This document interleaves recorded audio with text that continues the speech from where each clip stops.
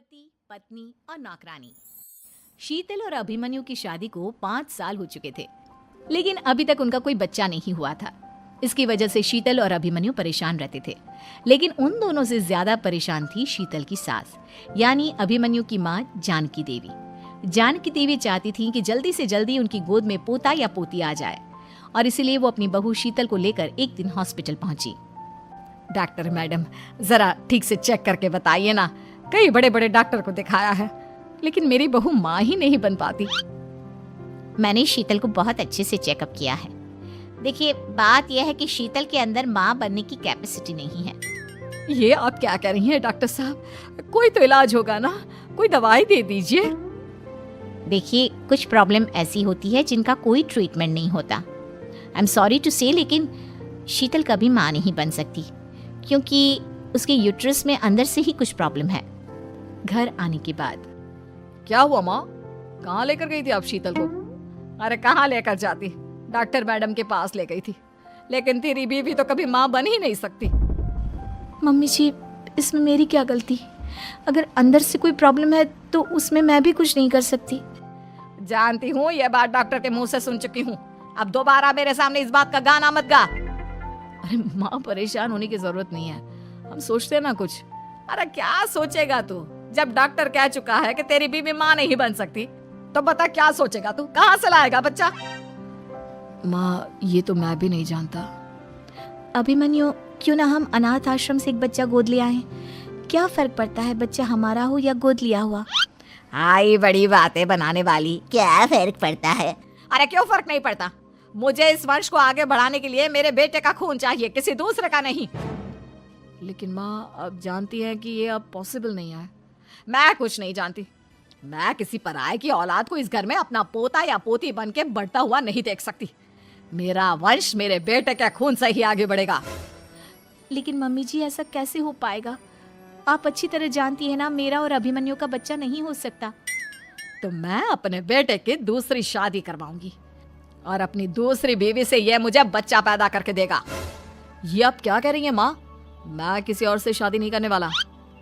मेरे रहते हुए आप अभिमन्यु की शादी किसी और से करवाएंगी? मम्मी जी, आप ऐसा कैसे कर सकती हैं? तू बस देखती जा बहू, मैं ऐसा कैसे कर सकती हूँ। कुछ दिनों के बाद, अभिमन्यु, मैंने तेरे लिए लड़की ढूंढ ली है।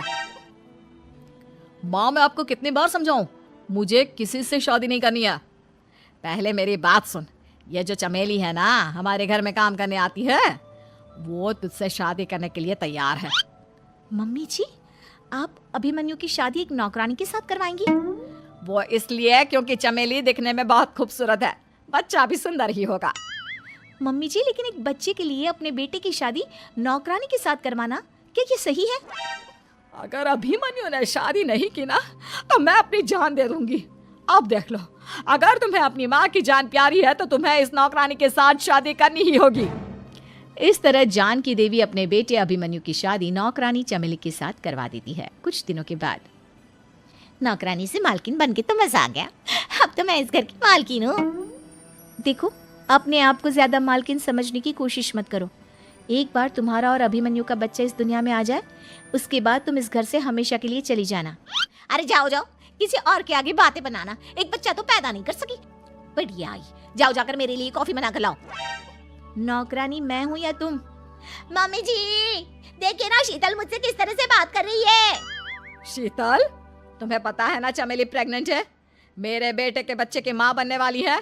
वो जैसा कहती है वैसा करो। लेकिन मम्मी जी, वो मुझे नौकरों की तरह ट्रीट कर रही है। अरे तो करेगी ना, वैसे भी बहू तुम हो किस काम की? एक बच्चा तो पैदा नहीं कर सकती। जाओ अब घर के सारे काम करो और चमेली को आराम करने दो। थैंक यू मम्मी जी, भगवान आपका भला करे। आप नहीं होती तो मैं नौकरानी से महारानी कैसे बनती? देखो, तुम्हें जो चाहिए सब मिलेगा। खूब खाओ पियो, मजे की जिंदगी जियो, लेकिन बस मुझे एक बच्चा पैदा करके दे दो। कुछ दिनों के बाद, मम्मी, बच्चे के लिए आपने मेरी शादी चमेली के साथ करवा तो दी, लेकिन दिन और रात का चैन मिट गया है। सारा दिन शीतल और चमेली की बहस चलती रहती है। अब शीतल को इस घर में रखने से क्या होगा? मैं तो कहती हूँ उसे घर से निकाल दो, है भी किस काम की। मैं ऐसा नहीं कर सकता माँ, वो मेरी पत्नी है, उससे बहुत प्यार करता हूं मैं। तुम्हारी पत्नी चमेली है, चमेली, उससे प्यार करो। अरे तुम्हारे बच्चे को जन्म देने वाली है वो। अभिमन्यु, मैं खुद ही इस घर से चली जाती हूँ। वैसे भी अपने ही घर में नौकरों की तरह रहकर परेशान हो चुकी हूँ। घर की नौकरानी मेरे ऊपर हुक्म चलाती है। वो तुम्हारी पत्नी बन चुकी है। अब मेरा इस घर में क्या काम? अभिमन्यु के बार बार रोकने पर भी शीतल उस घर से चली जाती है। कुछ दिनों के बाद चमेली एक बच्चे को जन्म देती है। भगवान ने मेरी सुन ली, मेरे बेटे का घर भर गया, उसका अपना बच्चा इस दुनिया में आ गया। मम्मी जी, बच्चे को हाथ लगाने से पहले मेरी एक शर्त सुन लो। तुम कहना क्या चाहती हो चमेली? आपकी मम्मी को बहुत शौक था ना अपने पोते को खिलाने का। अब देखो, इस दुनिया में हर चीज की कोई ना कोई कीमत तो होती है।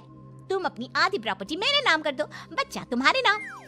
अरे लेकिन मैंने अपने बेटे से तुम्हारी शादी करवाई है, अब ये सौदेबाजी कहाँ से आ गई?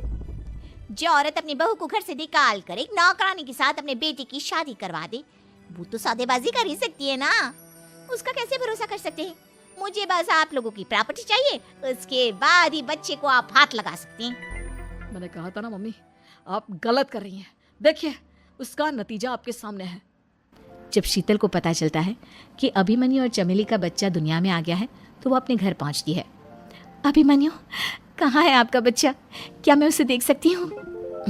कुछ भी मत पूछो शीतल, माँ की हुई एक गलती हम लोगों पर भारी पड़ रही है। वो नौकरानी अपनी औकात पर आ गई है और अब हमसे अपनी आधी प्रॉपर्टी मांग रही है, वो भी बच्चे के बदले में। एक बात कहूँ अभिमन्यु, आप उससे कुछ भी देने से मना कर दो। अरे कैसी बात कर रही हो?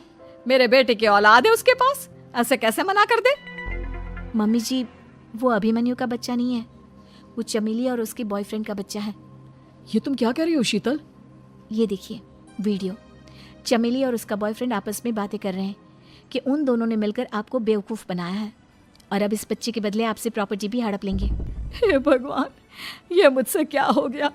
ना तो बच्चा मिला और अपने बेटे की नौकरानी के साथ शादी करवा दी सो अलग। अब क्या होगा? मुझे माफ कर दो शीतल, मेरी वजह से तुम्हें बहुत तकलीफ हुई है। अभिमन्यु, मैंने कहा ना, उस नौकरानी को उसके बच्चे सहित इस घर से बाहर निकाल दो। लगता है मेरे अभिमन्यु का बाप बनने का सपना अधूरा ही रह जाएगा। अभिमन्यु, अपनी मम्मी से कहो कि परेशान ना हो। आपको याद है एक बार हम एक IVF सेंटर गए थे, मैंने फिर से वहाँ जाकर बात की थी और आपको पता है इस बार मैं प्रेग्नेंट हूँ, क्योंकि हमने वहाँ पर प्रोसीजर करवाया था जिसकी वजह से मैं प्रेग्नेंट हो गई थी और इस बात का पता मुझे बस कुछ महीने पहले ही लगा है। हमारा बच्चा इस दुनिया में आने वाला है अभिमन्यु।